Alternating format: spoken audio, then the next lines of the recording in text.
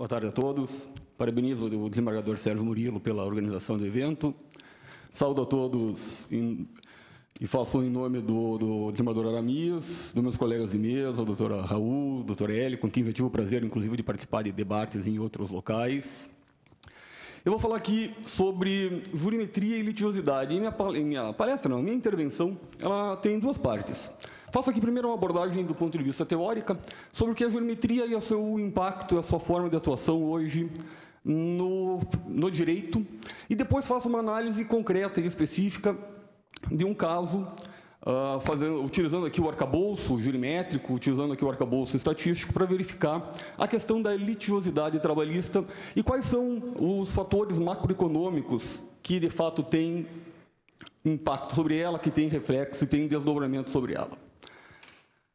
Como eu disse, então, nesse primeiro pedaço, vou fazer aqui uma abordagem bem rápida sobre o que é a jurimetria e o seu desenvolvimento. Jurimetria é uma expressão cunhada por um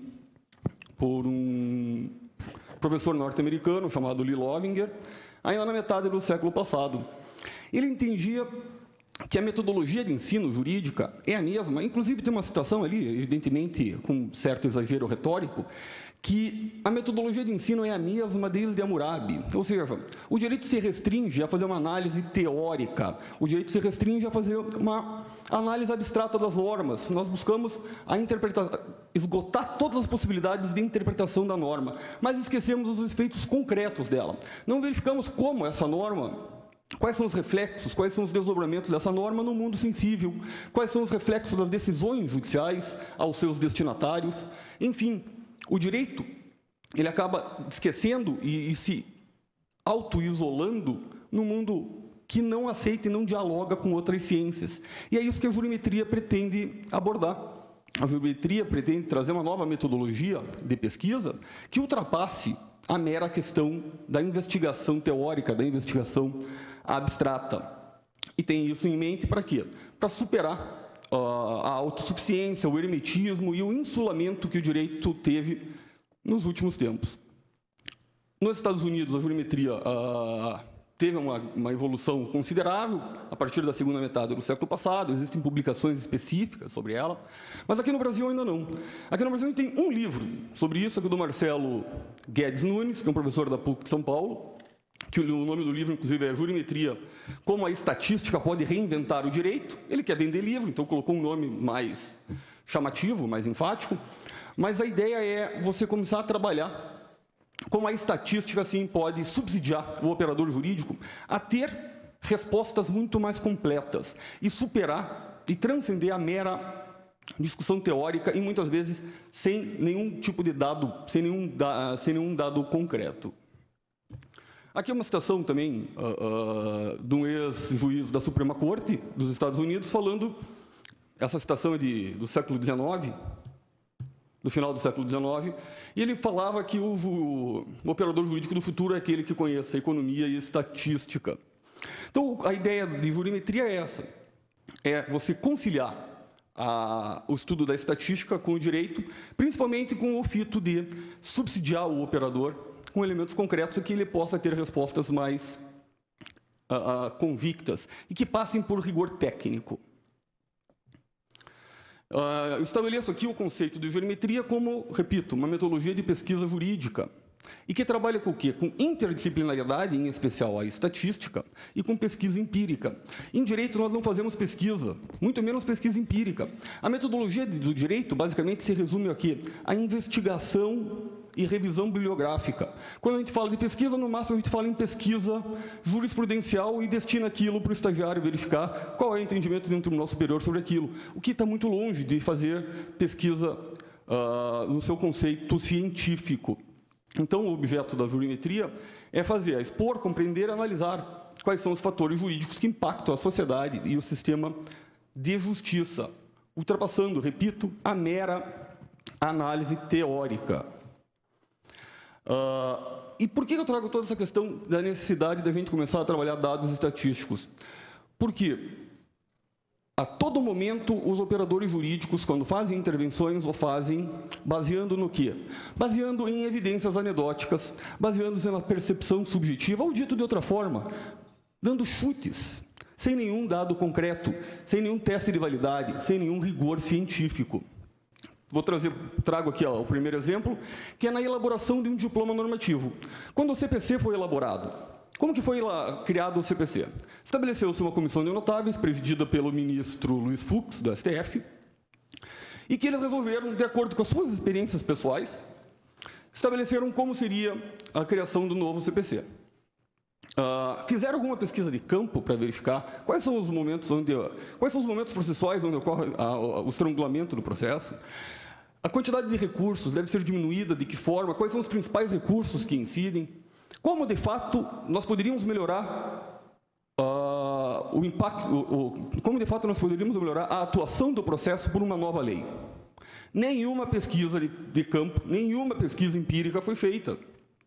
Até eu trago aqui um dado de uma pesquisa feita pelo Lese Ferraz, que é um professor no Rio de Janeiro, e ele indica que no Rio de Janeiro, no TJ do Rio, os embargos infringentes, o único recurso que foi extinto no CPC, eles representavam 0,26% da movimentação do processo.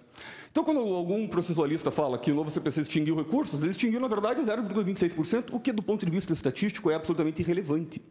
Então, na elaboração dos nossos diplomas normativos, nós verificamos o estado de fato, qual é o estado da arte, do estado concreto para que a lei possa melhorar isso? Não. Nós não verificamos essa situação. E aqui eu vou trazer uma... Eu preciso sair aqui só.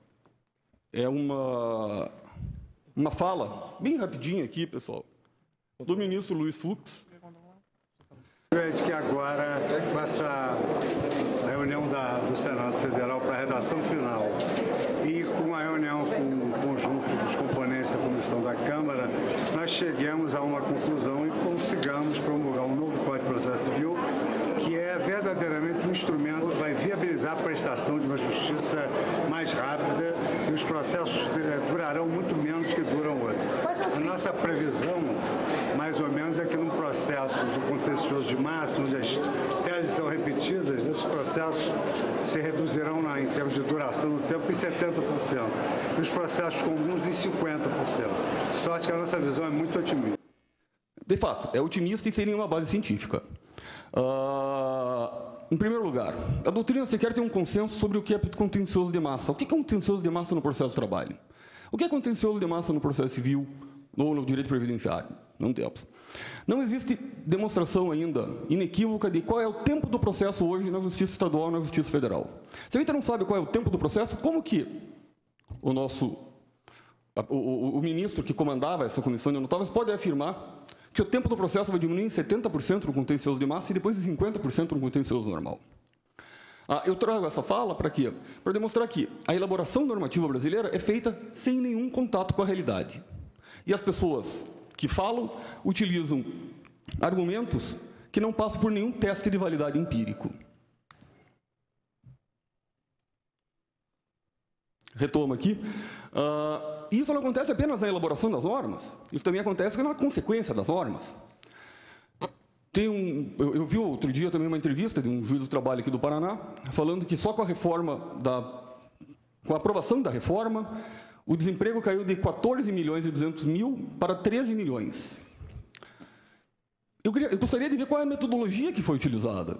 Porque ou ele viu isso no oráculo de Delfos, ou viu nas entranhas de uma perdiz, porque, tirando qualquer aspecto do sobrenatural, não tem como aferir como uma lei que sequer entrou em vigor já causou a criação de 1.200.000 postos. Então, o que boa parte dos juristas fazem? Usam números aleatórios sem qualquer conotação técnica. E a jurimetria vem exatamente para melhorar isso. Se nós precisamos, a partir de um determinado momento, principalmente numa sociedade que é cada vez mais complexa e que apresentam demandas, portanto, também mais complexas, a mera análise teórica não é mais suficiente. E a jurimetria serve para apresentar respostas mais concretas. Eu estabeleço aqui que a jurimetria tem 5 dimensões. A jurimetria contratual, ela serve para quê? Para metrificar e para mensurar como os negócios jurídicos estão sendo entabulados. Então, os contratos estão sendo... Qual é a parte dos contratos que não está sendo respeitada? Isso parece muito difícil para a gente, né? Como que a gente vai metrificar cumprimento contratual, os economistas fazem isso. O economista verifica que o preço da batata no interior do Ceará subiu 3,2% no último trimestre. Ou seja, elementos tem, nós não sabemos usar. Os economistas mostram que os contratos de locação aumentaram 12% no último ano. Nós temos que começar também a estabelecer medidas para metrificar como os contratos trabalhistas são cumpridos, desrespeitados ou resolvidos. A jurimetria das decisões, e aqui no que a estatística, e também no diálogo com as demais sentenças, com as demais ciências pode trazer. As decisões têm que começar a tentar mensurar os seus desdobramentos, as suas consequências. Nós ainda damos decisões sem muitas vezes perquirir ou ter mecanismos de controle de como os destinatários vão a ser atingidos, ou ainda mais, de como um determinado segmento social irá repercutir. A jurimetria também tem uma outra perspectiva, uma outra dimensão, que é a jurimetria endoprocessual, e a utilização da estatística, tanto pelo advogado no grau de convencimento do juiz, quanto pelo juiz no grau de argumentação na sua decisão. E aqui o ministro Barroso deu uma decisão interessante, usando estatística e como isso robustece o argumento técnico, como isso robustece o argumento teórico. No julgamento que determinou a prisão imediatamente após o segundo grau, o ministro Barroso, após tecer longos comentários do ponto de vista teórico, e porque ele entendia que a pessoa deveria ser presa imediatamente após o julgamento no segundo grau, ele falou o seguinte: eu determinei que o meu gabinete fizesse uma pesquisa e nós aferimos que apenas 0,035% dos processos que chegam no Supremo geram absolvição de quem está recorrendo. E aí ele disse, ora, se só 0,035% gera absolvição, são decisões absolutórias, a gente precisa esperar a palavra final do Supremo? Então, veja, como um argumento de natureza estatística, você faz pensar novamente, falou, opa, a discussão teórica, jurídica, todo mundo já conhece, todo mundo já tem uma posição concreta aqui, provavelmente. Mas quando ele traz um dado assim que o Supremo não muda, o Supremo não absolve ninguém, o Supremo, quando muito, diminui a pena, ou algum outro critério. Vale a pena esperar, portanto, até a decisão do Supremo? Ele peca, o ministro Barroso, porque ele cita isso no voto, mas não apresenta os microdados. Então, não é possível verificar a metodologia por ele implementada. Mas já é salutar, e por isso que eu cito aqui até a decisão dele, no sentido do quê? De usar a estatística como comprovação. A quarta questão é a jurimetria da gestão cartorial. Como a administração, em especial, e a estatística podem ajudar o operador jurídico do ponto de vista interno do judiciário, nos processos produtivos das varas, dos tribunais e dos tribunais superiores. E, por fim, a jurimetria da litigiosidade, que é aqui agora o ponto que eu verticalizo aqui o meu estudo e minha intervenção. É muito comum, e nesse momento de crise econômica e de reforma trabalhista, todos aqui que transitam dos fóruns trabalhistas e também têm contato com a mídia, a seguinte afirmação: em momentos de recessão econômica e de aumento de desemprego, acontece uma explosão de ações trabalhistas. Inclusive, o ministro presidente do TST, Ives Gandara da Silva Martins Filho, em uma entrevista, fala isso de modo taxativo e enfático, fala, aumentando a taxa de desemprego e tendo retração econômica, o que acontece? As ações trabalhistas disparam. É verdadeira essa assertiva? É verdadeira esta afirmação? É isso que eu me proponho a responder, quando eu disse aqui que faria uma análise concreta. Disse, então, lá o ministro Ives Gandara que, considerando a recessão econômica dos anos de 2015 e 2016, e de fato foi uma recessão intensa, em 2015 o PIB caiu 3,8%, em 2016 caiu 3,6%, e houve também um aumento de ações. E ele, baseando-se nesses 2 anos, falou isso. E eu escuto isso no dia a dia com meus colegas juízes, os servidores, os advogados, todo mundo repetindo isso. Então eu fui estudar e fui verificar se eu confronto, se essas 2 variáveis macroeconômicas são suficientes para estabelecer como funciona a litigiosidade trabalhista. A primeira questão que fiz foi estabelecer um corte. A série histórica que eu analiso, portanto, é de 1983 a 2016. Por quê? Porque os estatísticos, e isso, eles são unânimes, não há divergência nisso, falam que quando você vai fazer uma análise, você tem que adotar pelo menos uma década, para que você possa diluir questões sazonais ou questões muito específicas. Então, aqui já vai a minha primeira crítica à afirmação, que 2015 e 2016 houve crise, por isso aumentou a quantidade de ações. Analisar só 2 anos é um período muito curto e que não permite que a pessoa olhe todo o contexto. Isso pode ser uma mera sazonalidade. Aí fui investigar, daí, então são 4 indicadores. E quando a gente faz pesquisa, nós temos que estabelecer isso. Temos que minerar os dados, tabulá-los, e daí, a partir daí, começar a fazer as inferências. Então, taxa de desemprego, variação do produto interno bruto, população economicamente ativa e número de ações por ano na Justiça do Trabalho. Adotei apenas os dados estatísticos oficiais, IBGE, IPEA e TST. E aí trouxe 3 hipóteses. A primeira hipótese é: o crescimento das demandas judiciais acompanha o aumento da população economicamente ativa? Por quê? Se o crescimento das ações é o mesmo do crescimento da população, houve mero repasse da população para as ações. A gente não precisaria ver o resto. Essa aqui era a primeira que a gente tinha que analisar. E as 2 outras hipóteses são: o aumento da litigiosidade decorre da crise econômica e da majoração do desemprego, e a sua premissa gêmea: a bonança econômica e a diminuição do desemprego acarretam menor procura pela Justiça do Trabalho? Aqui eu trago o primeiro gráfico, que é a população economicamente ativa versus as demandas judiciais. Então, veja, de 1983 a 2015, a PEA cresceu 97,17%, ao passo que as ações cresceram 254%. Ou seja, as ações crescem muito mais do que cresce a população economicamente ativa. Portanto, primeira questão afastada, vamos passar para a segunda investigação. E aqui eu faço alguns recortes decenais, então. O primeiro recorte que eu faço é da época de 1983 a 1992. E cotejando esse período inteiro, o que eu vejo ali? Eu vejo que, primeiro, o PIB teve variação positiva média acima de 2%. A taxa de desemprego começou em 6,7% e terminou em 6,8%. Então, a taxa de desemprego caiu nesse período. E o aumento das ações? As ações aumentaram 102%. Então, o que nós tivemos aqui? Tivemos crescimento econômico, redução do desemprego. Ora, diria que está, então, o quê? Redução de ação trabalhista. Aconteceu isso? Não. As ações mais que dobraram. Então, isso serve bem para indicar que a análise exclusivamente desses 2 fatores macroeconômicos não são suficientes e não são hábeis para autorizar essa conclusão. Trago aqui um gráfico também, uma representação para a gente verificar.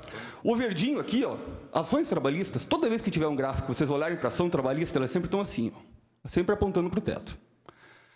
Com recessão econômica, com bonança econômica, com aumento do desemprego, com diminuição do desemprego. Ações trabalhistas crescem. E é isso que nós vemos, pegando aqui o histórico que eu faço, de 1983 para cá. Então, aqui, ó, você vai ver ali que a linha vermelha, infelizmente eu estou sem aqui, ó, e a linha vermelha dá para ver mais ou menos ali, mas a linha vermelha, que é o PIB, com enorme variação, o desemprego com bastante variação, e as ações, crescimento contínuo. Então, isso significa o quê? É equivocada a afirmação de que a recessão econômica e aumento do desemprego gera aumento de ação trabalhista. Peguei aqui uma década. Mas aqui, pega um ano específico, então. Disse que a análise de ano não é a correta. Inclusive, critiquei agora um membro do TST. Mas pega um ano específico para a gente ver também. Ano de 1989. O PIB cresceu 3,2% com relação ao ano anterior, o desemprego diminuiu com relação ao ano anterior e as ações aumentaram 22%. Foi o maior aumento de um ano para o outro, de 1983 a 2016, em toda a série histórica analisada. Exato. Já falaram aqui, Constituição. Então, veja, existe um marco importante aqui, que é o marco normativo. Então, quando a gente fala em litigiosidade, nós não podemos apenas falar em recessão econômica e desemprego. Nós temos os marcos normativos. Conversando um pouco antes ali com o Raul, nós temos o aumento dos advogados, nós temos o aumento da instrução das pessoas, e isso, existe um estudo de 2 indianos e de um americano na Índia, e aqui no Brasil também, feito na Justiça Estadual, que vinculam crescimento do IDH índice de desenvolvimento humano, com o quê? Com o índice de litiosidade, porque as pessoas, tendo conhecimento, tendo consciência dos seus direitos e sabendo provocá-los, tendem a demandar mais a justiça. Continua na análise aqui, pessoal. Agora eu passo um outro recorte, do período de 93 a 2002. Aqui, repito, faço um recorte aqui de 3 anos de novo, depois eu vou para um outro recorte decenal. De 97 para 98, o que a gente teve? Desemprego aumentou. PIB despencou de 3,4 para 0. E as ações, o que aconteceu com elas? Diminuíram. As ações diminuíram. E isso acontece depois também de 98 para 99. O desemprego se mantém igual, o PIB tem pequena variação e as ações diminuem de novo. Isso para demonstrar o quê? É equivocada, repito, ainda que de forma insistente, a afirmação que recessão econômica aumenta a ação trabalhista. O que aumenta a ação trabalhista? Como disse, a litiosidade trabalhista ela é muito mais complexa e não se encerra só nesses 2 fatores. Nós temos que analisar, ela é multicausal. São inúmeras questões que devem ser pensadas, refletidas. E trouxe isso para a gente discutir porque é um argumento comum que eu ouço diuturnamente na Justiça do Trabalho. Trago aqui ainda, então, o último período, que é o período de 2003 a 2016, que compreende aqui, então, o período de recessão econômica que nós vivemos. Não trago 2017 porque os dados ainda não estão consolidados. O que a gente teve nesse período aqui, que inclusive é maior do que uma década? PIB, variação positiva. Taxa de desemprego em queda. E as ações aumentaram 61,48%. Repito, toda vez que vocês virem um gráfico trabalhista, que o eixo seja sempre crescendo, tenho certeza que há ação. Então, aqui a gente vê o desemprego lá, começando bem alto, no período da série histórica, caindo. Mesmo o desemprego caindo, a gente identifica o quê? O verde aqui são as ações. As ações estão subindo. Então, não é possível fazer essa vinculação de aumento do desemprego com aumento de ação. E esse gráfico demonstra isso de forma muito evidente. O desemprego cai constantemente e as ações crescendo a todo momento. Então, o que eu queria, a minha proposta aqui de trazer para conversar e para a gente começar a refletir, e principalmente para que a gente comece a usar dados que passem por rigor técnico, que a gente não mais utilize, não mais no processo de tomada de decisões, ou ainda nas manifestações dos operadores jurídicos, que não nos baseemos apenas nas nossas experiências pessoais. Participei de um debate envolvendo isso outro dia, em que um advogado disse: mas eu senti um aumento de ações no meu escritório. Aumento de ação no teu escritório é uma amostra irrelevante. Nós temos que pensar de modo macro. Ou, na minha sala de audiência, eu estou tendo mais ação agora. Também, a amostra é, do ponto de vista estatístico, insignificante pensando assim individualmente. Quando a gente pensa em análise estatística, nós temos que pensar sempre em séries históricas, pelo menos de 10 anos, e num arcabouço de dados muito mais refinado, muito mais sofisticado. Então, a minha conclusão, inclusive, já diluindo o corpo aqui da minha apresentação, é que as 2 variáveis macroeconômicas são absolutamente insuficientes para aferir a litiosidade trabalhista, que é uma questão muito mais complexa e que demanda que é multicausal e demanda mais análises. A série histórica a gente não pode taxar e fazer afirmações enfáticas, como são feitas, baseando-se apenas em 1 ou 2 anos, ou ainda numa lei que sequer entrou em vigor. A litiosidade é um fenômeno muito mais complexo, que tem que ser estudada e dialogada. Enfim, que o crescimento das ações é completamente desvinculado do seu desempenho econômico. E o objetivo da minha intervenção também nesse sentido foi por quê? Porque nas previsões que nós temos que fazer, a ideia é que as nossas previsões sejam sempre feitas pautadas em dados estatísticos que foram submetidos a testes de validade. Essa era a minha intervenção. Agradeço a todos e fico à disposição para eventual debate. Muito obrigado.